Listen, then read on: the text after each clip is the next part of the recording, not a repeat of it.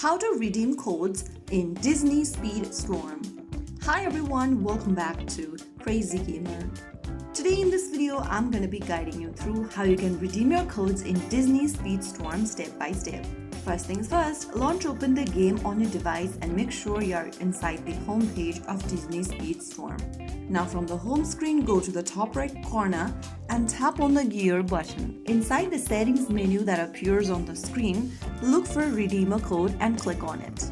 Now under enter code, go ahead and enter your Disney Speedstorm code that you've received. Paste in or type in your code exactly as given, and after you do that, you'll be able to redeem your code right away. Once you type in your code, click on the search button right next to the entered code, and if your code is valid, you should see a confirmation message. Rewards from the redeemed code should now appear in your in-game inbox or inventory.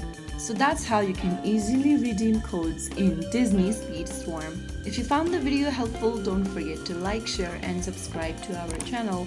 I will see you again in the next episode. Thank you for watching.